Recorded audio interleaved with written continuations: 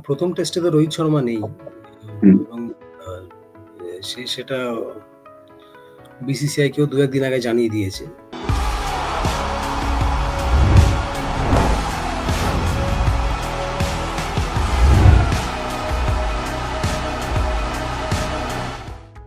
নমস্কার, উইলে রুইলে আপনাদের সকলকে আবার স্বাগত। আমাদের সঙ্গে আজকে আবার রয়েছেন দ্য টেলিগ্রাফ পত্রিকার ক্রীড়া সাংবাদিক সায়ক ব্যানার্জি। সায়ক, তোমাকে উইলে রুইলে আবার স্বাগত জানাই। অনেক ধন্যবাদ পার্থ। 22 তারিখ থেকে শুরু তোমার অস্ট্রেলিয়া সফর ভারতীয় দলে। প্রথমেই আমরা প্রথম টেস্টের আগে জেনে নেবো তোমার কাছ থেকে যে ভারতীয় দলের মেডিকেল বুলেটিন এবং লিভ অ্যাপ্লিকেশন নিয়ে লেটেস্ট কি স্ট্যাটাস, এবং সেখান থেকে প্রথম 11 কি হতে পারে বলে তুমি দেখতে পাচ্ছ। মেডিকেল বুলেটিন বলতে কেএল রাহুল হোপফুলি এই টেস্টটা খেলতে পারবে, যেহেতু সে গত রবিবার দিন 1 ঘন্টা ব্যাট করেছিল প্র্যাকটিসে, ওয়ার্ম আপ যে ম্যাচগুলো চলছিল, মানে ম্যাচ সিমুলেশন যেগুলো চলছিল আর কি, সেখানে 1 ঘন্টা মতো রবিবার দিনও ব্যাট করেছিল। তো রাহুল নিয়েও আশাবাদী যে Rahul will be available for selection. Shubman Gill ruled out obviously, thumb injury হয়েছে। তো এখন বলছে এরা যে ফার্স্ট টেস্টে আউট, এবার সেকেন্ড টেস্টে কামব্যাক করতে পারে কিনা, অনেক সময় যদিও আছে ফার্স্ট টেস্ট আর সেকেন্ড টেস্টের মধ্যে। এবং যদি শুভমান গিল এই ফার্স্ট টেস্টের মানে ফার্স্ট টেস্ট চলাকালীনই রিকভার করে যায়, তাহলে সম্ভবত পিঙ্ক বলের যে ওয়ার্ম আপ গেম যেটা আছে সিএ প্রেসিডেন্ট 11 এর সঙ্গে, সেখানে হয়তো খেলবে। সেটাও যদি না খেলে তাহলে চিন্তার বিষয় নিশ্চয়ই। অবশ্যই। হ্যাঁ, মানে আর মানে এখনো পর্যন্ত আর কি কোনো কেউ চোট পেয়েছে কিনা সেরকম কিছু শোনা যায়নি। সরফরাজ খানের একটা ইনজুরি হয়েছিল, সেটা আরেকটু আগে।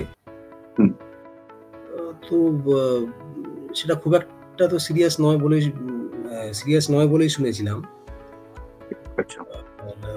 প্রথম 11 মানে তোমার কাছে থাকা লেটেস্ট খবর অনুযায়ী প্রথম 11 কি হতে চলেছে?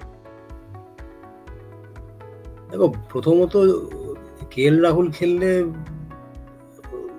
মোর দ্যান 80% অ্যাট লিস্ট যে কেএল রাহুল আর জয়সওয়াল ওপেন করবে। ওকে। এবার 3 নম্বরটাই একটা গন্ডগোলের জায়গা। 3 নম্বরটা কন্টেন্ডার হচ্ছে অভিমন্যু ঈশ্বরান, দেবদত্ত পাডিক্কাল। আবার আমি গতকাল শুনলাম যে ধ্রুব জুরেলকেও নাকি এই 3 নম্বর জায়গাটাতে ইউজ করার কথা ভাবা হচ্ছে। সেটা সেটা যদি অ্যাট অল হয়ে থাকে তো সেটা কতটা কার্যকরী হবে আমি জানি না, কারণ জুরেল মূলত মিডল অর্ডার ব্যাটসম্যানই। হ্যাঁ, তাকে হঠাৎ উপরে তুলে দিলে মানে সে তার স্বাভাবিক খেলাটা খেলতে পারবে কিনা। ব্যাটিং অর্ডার অনেক সময় মানে মেনলি টেস্টে ব্যাটিং অর্ডারটা অনেক সময় একজন প্লেয়ারের মাইন্ডসেটটা এফেক্ট করে। সবাই তো আর বীরেন্দ্র সেহবাগ নয় যে মানে তুমি তাকে যেখানেই নামিয়ে দাও না কেন সে নিজের খেলা খেলবে, হ্যাঁ, এবং বেশ তাড়াতাড়ি রান করে দেবে। হ্যাঁ, তো সবাই সেহবাগ সবাই হয় না, এই একটা প্লেয়ারই আসে। জয়সওয়ালকে সেহবাগ মানে যদি কেউ বলে থাকে সে অতি বড় মূর্খ একটা। হ্যাঁ, বলা যায় পৃথিবী সহকেও, হ্যাঁ, তো অনেকে সচিন লাড়া মানে এক বিখ্যাত কমেন্টেটর মানে যিনি ইন্ডিয়ার কোচও হয়েছিলেন, হ্যাঁ, তিনি বলেছিলেন যে he is a mixture of Sachin and Lara and Sehwag. তবে তিনি যে কিসের মিক্সচার সেটা তিনি নিজের ড্রেসিং রুমে থেকে আশা করে বুঝেছিলেন। বুঝেননি, তারপরে বুঝেছিলেন অস্ট্রেলিয়াতে গিয়ে, মানে আগের সফরটায় আর কি। সেটাই বলছি, সেটা বুঝেছিলেন তিনি। তো যাই হোক, তো সেটা আলোচ্য বিষয় নয়। যেটা হচ্ছে যে তোমার এবার 3 নম্বরটায় মানে যেটা আমার মনে হয় যে হয়তো কিছুটা হলেও দেবদত্ত পাডিক্কাল এগিয়ে আছে। আচ্ছা, তার মানে তুমি যেটা বলতে চাইছো সেটা হচ্ছে অভিমন্যু ঈশ্বরনের ডেবিউ হওয়ার চান্স খুবই কম। না, খুবই কম আমার নয়, কারণ মানে আমার আচ্ছা। মানে আমি কদিন আগেই একজন এনসিএ এর একজনের সঙ্গে কথা বলেছিলাম। হুম। তো তো তিনি অবভিয়াসলি তিনি মানে বিসিসিআই এর মানে বিসিসিআই এর অনেকের সঙ্গেও তার যোগাযোগ আছে। তো তিনি আমায় বলেছিলেন যে এখন ঈশ্বরন যে এই 4টে সেঞ্চুরি করলো, হুম। হ্যাঁ, তো সেটাও কিন্তু টিম ম্যানেজমেন্টের মাথায় মাথায় রাখছে। খুবই আছে। আচ্ছা। একজন 4টে সেঞ্চুরি করার পরে তুমি যদি তাকে না নাও, তাহলে তো Ranji trophy makes no sense. Yes. তাহলে তো মানে ডোমেস্টিক ক্রিকেট মানে ডোমেস্টিক রেড বল ক্রিকেট করা কোনো মানেই হয় না তাহলে। ঠিক। তো এই দিকটাও কিন্তু আছে, মানে তো এটা একটা ট্রিকি কল আমি বলবো। আর আর আমার মনে হচ্ছে যে দেবনাথ পাডিক্কাল, কারণ এই দুটো ইন্ডিয়া এ ম্যাচে তুমি যদি পাডিক্কালের অ্যাভারেজ দেখো, সেটা হচ্ছে অলমোস্ট 38। হ্যাঁ, মানে সেটা অবভিয়াসলি আউটস্ট্যান্ডিং অ্যাভারেজ নয়, নিশ্চয়ই নয়, কিন্তু ও বেটার ইনিংস বাদে, হ্যাঁ, একটা ইনিংস বাদে যেখানে 1 রানে আউট হয়ে গেছিল, ওই সেকেন্ড মেলবোর্নের সেকেন্ড ম্যাচটা, সেকেন্ড ইনিংসে ওটা 1 রানে আউট হয়ে 1 রানে আউট হয়ে যায়, কিন্তু ওইটা বাদ দিলে কনসিস্টেন্ট 3টে ইনিংসে, হ্যাঁ, ও স্কোর গুলো হচ্ছে 36, 88 and 23। তো এই 3টে ইনিংসে ও স্টার্ট পেয়েছে। তো সেই সেই অ্যাসপেক্টটা মাথায় রেখেই আমি বললাম যে যে পাডিক্কাল যদি 3 নম্বরে আসে, তাহলে সেটা অবাক হওয়ার কিছু নেই। কিন্তু তা বলে যে ঈশ্বরন একদম আউট অফ কন্টেনশন, সেটাও কিন্তু নয়। আচ্ছা আচ্ছা, এইবার আমি তোমাকে দুটো কন্ডিশন দিচ্ছি। সেটা হচ্ছে, তুমি বললে 3 নম্বরে ধ্রুব জুরেলকেও ভাবা হচ্ছে। যদি সেটা ভাবা হয়, সেক্ষেত্রে নিশ্চিত যে লোয়ার অর্ডারে সরফরাজ খান থাকছেন। আর যদি পাডিক্কাল বা ঈশ্বরনের মধ্যে একজন খেলেন 3 নম্বরে, সেক্ষেত্রে 5 নম্বরে বা 6 নম্বরে কে? 6 নম্বরে কে, মানে সরফরাজ খান নাকি ধ্রুব জুরেল? কি খবর আছে এখনো পর্যন্ত? যেটা আছে, নীতিশ কুমার রেড্ডির ডেবিউ হওয়ার একটা চান্স। না, নীতিশ কুমার রেড্ডিটা তো আমি ধরে নিলাম যে একটা স্পিনারে গেল, তার সঙ্গে নীতিশ কুমার রেড্ডি। আমি বলছি 6 নম্বরে ব্যাটার কে খেলবে? সরফরাজ খান নাকি ধ্রুব জুরেল, কে এগিয়ে? এখন অব্দি যা ইন্ডিকেশন আমার মনে হয় ধ্রুব জুরেল। সরফরাজ খান নয়? না, কারণ সরফরাজ খান শর্ট বোলার এগেনস্টে, এই মানে ইন্ডিয়ান কন্ডিশন হলে কিছু বলতাম না, অস্ট্রেলিয়ান কন্ডিশনসে, তারপর মানে পার্থের পিছে, এটা ধরে নিও যে যথেষ্ট ভালো গতি এবং বাউন্স থাকবে।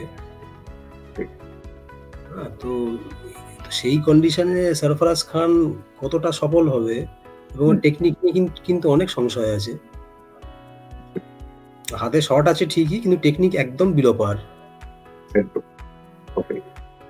এইবারে নীতিশ কুমার রেড্ডি নিয়ে তুমি বলছিলে, বলো। নীতিশ কুমার রেড্ডির অভিষেক কি মোটামুটি নিশ্চিত? দেখো, ইন্ডিয়ান টিমে বা ইন্ডিয়ান ক্রিকেটে তো মানে একদম লাস্ট মোমেন্ট পর্যন্ত কখনো কোনো কিছুই কনফার্ম বলা যায় না। দেখলে তো সকালে মানে সব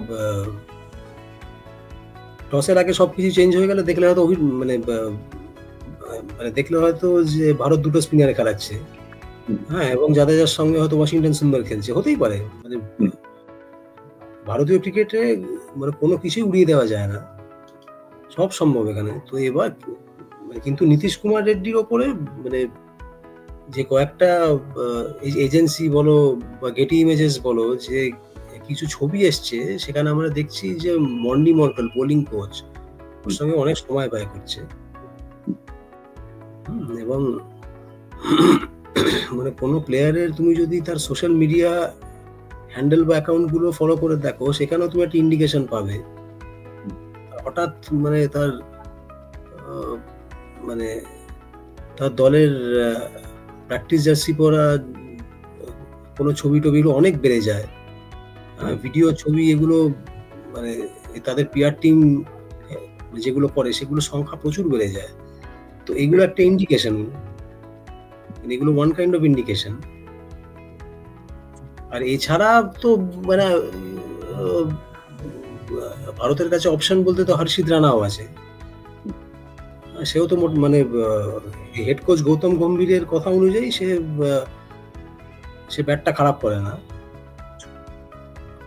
মানে এটা আমার কথা না, গৌতম গম্ভীরের কথা আর কি। বুঝতে পেরেছি। তো আপাতত তো এই ব্যাপার। আচ্ছা, তাও মোটামুটি মনে হচ্ছে যে নীতিশ কুমার রেড্ডি এগিয়ে এখনো পর্যন্ত। সেক্ষেত্রে ভারত অবশ্যই এক স্পিনারে যাচ্ছে, সেই এক স্পিনার তোমার বক্তব্য অনুযায়ী রবীন্দ্র জাদেজা।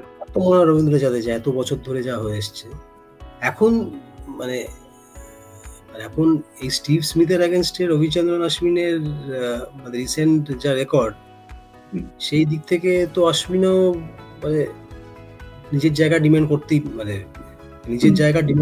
পারে।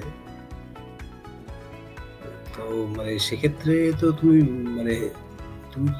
তুমি তো অশ্বিনকে একেবারে তুমি তো ইগনোর করতে পারো না। তবে যেটা মনে হয় আমার যে মানে পুরো পিকচারটা মানে হয়তো কিছুটা ক্লিয়ার হবে ম্যাচ শুরু হওয়ার আগের দিন, বৃহস্পতিবার। এই আর একটা জিনিস নিয়ে অবশ্যই অনেকের জানার আগ্রহ রয়েছে, সেটা হচ্ছে রোহিত শর্মা কবে ফ্লাই করছেন এবং মোহাম্মদ শামি বেঙ্গলের হয়ে একটা ম্যাচ খেললেন, এরপর সৈয়দ মুশতাক আলী খেলবেন। তো মোহাম্মদ শামির কন্ডিশনটা কি রয়েছে, তিনি কবে যাবেন, বাদও যাবেন কিনা, বা কোন টেস্ট থেকে পৌঁছবেন বলে তখন? যেটা কাল রাতে এনসিএর একজনের সঙ্গে কথা বলে খবরটা পেলাম, সেটা হচ্ছে যে তিনি যে শামি ও চেষ্টা করছে যে সামহাউ তৃতীয় টেস্টে মানে যেটা ব্রিসবেনে আছে ডিসেম্বরের 14 তারিখ থেকে, তার আগে পৌঁছে যেতে এবং সেই টেস্টটা খেলতে। তো সাইদ মুশতাক আলীতে ও খুব বেশি হলে হয়তো 2 থেকে 3টে ম্যাচ খেলবে, এবং সব ম্যাচ মানে এই ম্যাচগুলো জাস্ট একদিন অন্তর অন্তর। যেমন বেঙ্গল মানে ওদের ফার্স্ট 3টে ম্যাচ খেলছে, আমি দেখছিলাম কাল 23, 25, 27। হ্যাঁ, তো যদি শামি 3টে ম্যাচই খেলে তাহলে 27 তারিখের পরও ফ্রি হয়ে যাচ্ছে। তো এবং তখন মানে জাতীয় নির্বাচকরা যদি মনে করেন, তখন তারা ওকে 27 তারিখের পর অস্ট্রেলিয়া পাঠাবার কথা ভাবতেই পারেন আর কি। আর রোহিত শর্মা কবে পৌঁছাচ্ছেন অস্ট্রেলিয়া, এরকম কোন খবর আছে? রোহিত শর্মা যেটা বোর্ড সূত্রে জানা গেছিল যে অ্যাডিলেড টেস্টের আগে উনি পৌঁছে যাবেন। তো এখন অবধি তো এই স্ট্যাটাস। মানে অ্যাডিলেড টেস্টের আগে যে প্র্যাকটিস ম্যাচটা হয়েছে, পিঙ্ক বল প্র্যাকটিস ম্যাচ, প্রেসিডেন্টস ইলেভেনের সঙ্গে, হ্যাঁ, সেটা কি রোহিত শর্মা খেলার সম্ভাবনা রয়েছে? এখন অবধি রয়েছে এবং হোপফুলি রোহিত নিজেও ম্যাচটা খেলতে চাইবেন, কারণ পিঙ্ক বলের ম্যাচ তো চাওয়া উচিত, কারণ এইসব পিঙ্ক বলের ম্যাচের পিঙ্ক বলটা খুব ডাইসি। ভারতের তো মানে পিঙ্ক বলের এগেনস্টে মানে ব্যাটিং এর রেকর্ড খুব ভালো নয়।